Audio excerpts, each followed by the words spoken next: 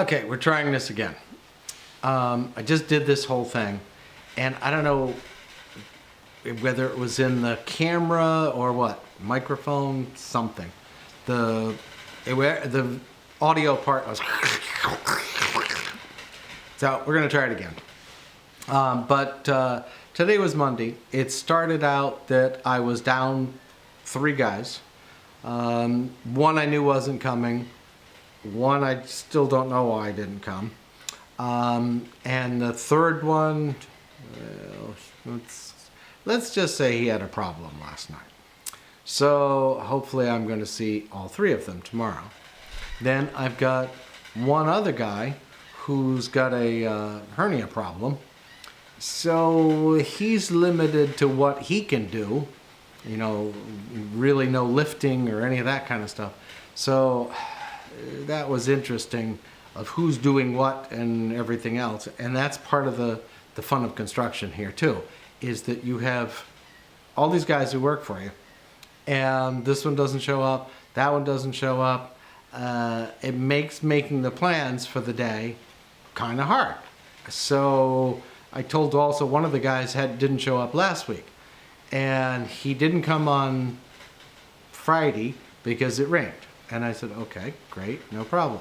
So this morning I told him, I said, okay, put my number in, put Todd in your phone, and put the number in. So the next time you can't make it, because he was supposed to work Saturday and Sunday too, the next time you're unable to make it, you call me. Then I can make my plans according to, you know, you're either not coming or you're going to be late or whatever. So he said, oh, okay, yep. So then this afternoon, we ended up getting an order of windows. It's just a fun day. And we've been waiting 2 months for these windows, okay? There was 12 windows and 2 doors.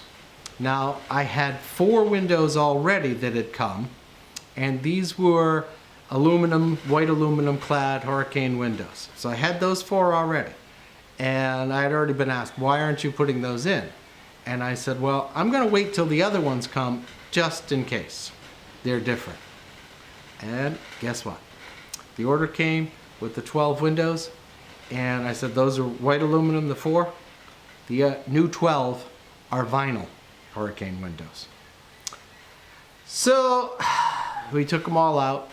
Nothing we could do. They're here.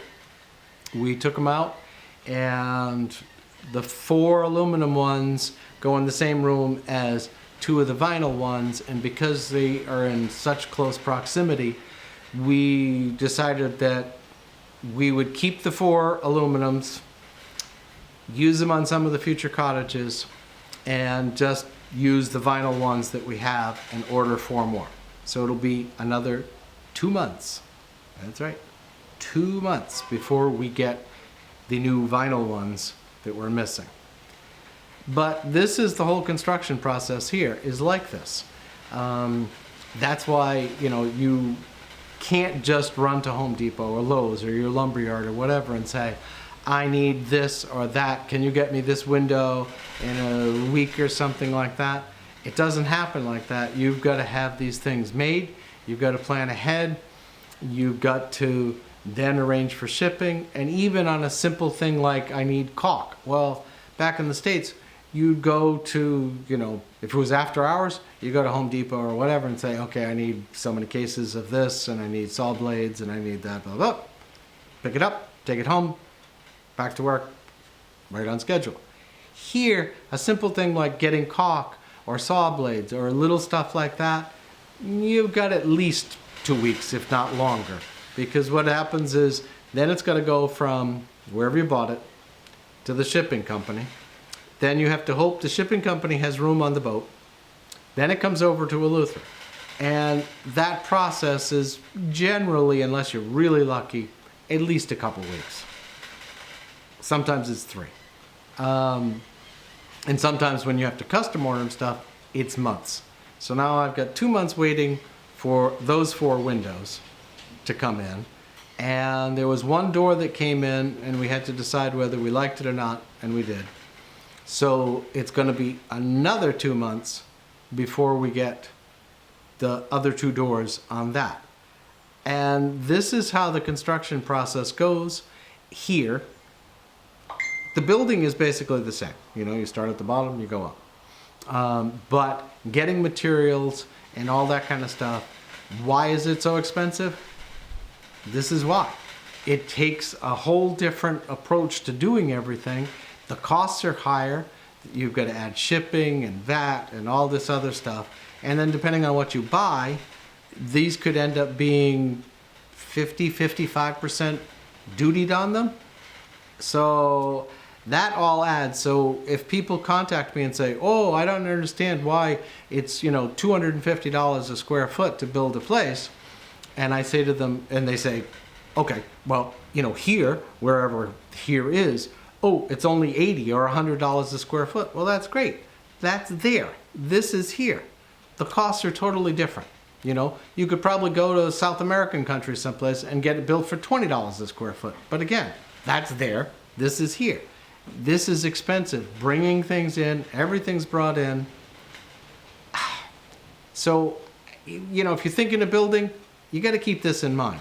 It's not going to be a cheap process. You may think you're coming to some, you know, island that's, you know, not very populated and all that stuff, but that's not the case. It's expensive to build here. It's expensive to get stuff here. Getting power, all the things that go with construction. And that's why if you don't have somebody who's on top of all these things, you know, getting the gray hair, or graying hair, it's really hard to get anything fully accomplished because there's so many factors. And people contact me quite frequently, oh, I just want to build a little. There is no build a little simple thing here. It is all got to be looked at. What's the terrain like?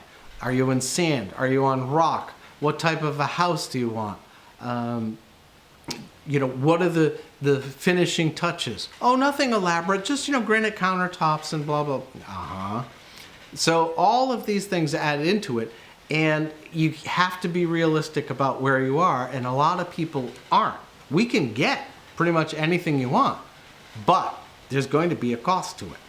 And getting it done, you know, recently I talked to some people who were looking at a piece of land, and I just wrote them back because they were looking at having a house built and everything else. So they want certain stipulations, waterfront land, Caribbean side, and they told me about some land they were looking at, and I know where it is.